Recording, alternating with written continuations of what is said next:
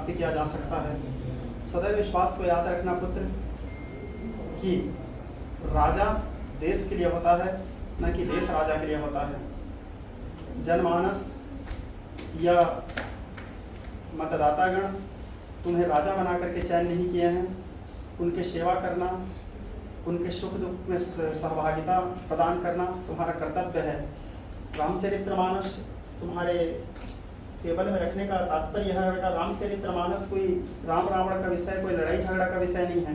रामचरितमानस एक शिक्षाप्रद ग्रंथ है पुत्र, जो हमको बताता है कि माता के साथ कैसे रहना चाहिए, पिता के साथ कैसे रहना चाहिए, भाई के साथ कैसे व्यवहार करना चाहिए, समाज के साथ कैसे व्यवहार करना चाहिए, और तो और शत्रु के साथ कैसे व्यवहार करना चाहिए। ये शिक्षा भी रामचरितमानस देता है। रामचरितमानस में राम जी जाकर के सीधा रावण के ऊपर आक्रमण नहीं किए, पहले हनुमान जी को भेजे, फिर अंगद को भेजे, फिर पत्र लिख के भेजे। शांति के सभी मार्ग को राम जी अपनाए, ये शिक्षा रामचरितमानस देता है। बेटा शांति से बड़ा कोई मार्ग नहीं होता। यदि शांति का कोई एक मार्ग भी दिख रहा हो तो व्यक्ति को आखिरी तक शांति के मार्ग में चलने का प्रयास करना चाहिए, क्योंकि युद्ध कोई विकल्प नहीं है पुत्र। सदैव सत्य के मार्ग में चलो, सदैव शांति के मार्ग में चलो। जगन मंगल कारणम, मन में सदैव ये भावना रहना चाहिए, माता पार्वती देवो पिता देवो, माता पार्वती देवी पिता देवो महेश्वर, बांधव शिव भक्तश्च स्वदेशो भुवनत्रय। मेरे माता पार्वती तुम्हारे बांधव तुम्हारे परिवार, केवल मात्र गरियाबंद जिला नहीं, संपूर्ण भारतवर्ष है, संपूर्ण विश्व है, सारा संसार मेरा परिवार है। इस भाव का ध्यान रखना, सभी के प्रति समानता का भाव रखना पुत्र। ऊंच नीच छुआछूत इन सभी चीज़ों से तुम पृथक रहना। इस बात को ध्यान रखना पुत्र, इस संसार में कोई जाति नीच नहीं होता, लेकिन नीच व्यक्ति हर जात में होते हैं पुत्र।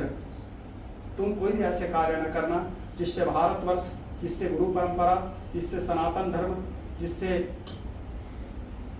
तुम्हारे साथ जुड़े हुए जो भी हैं उनकी छवि खराब हो। तुम केवल मात्र जिला पंचायत अध्यक्ष नहीं हो पुत्र, गरियाबंद जिला का एक गौरव हो। और केवल तुमको राजनीति नहीं करना है पुत्र, तुमको धर्म नीति करना है, संसार का पालन करना है, संसार का सेवा करना है, ये भाव रखना है। राजा जा सुराज प्रजा दुखारी सो नृप अवस नरक अधिकारी, हमारे मानस शिक्षा देता है पुत्र। जिस राजा के राज्य में यदि प्रजागण दुखी होते हैं तो वो राजा नरकगामी होता है।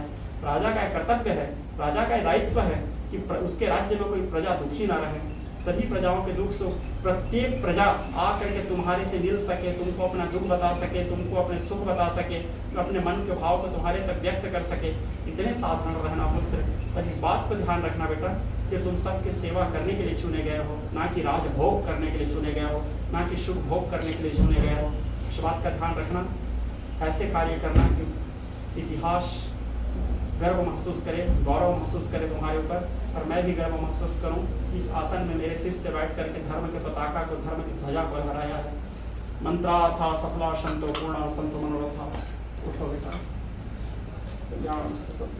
नहीं, ये वैदिक परंपरा है, सनातन का परंपरा है। जब हम कोई कार्य आरंभ करते हैं तो गणेश जी की पूजा करते हैं। गणेश जी की पूजा करने के उपरांत सभी कार्य हमारे जीवन का सुखद हो, शुभ हो, क्योंकि गणेश जी को विघ्न विनाशक कहा गया है।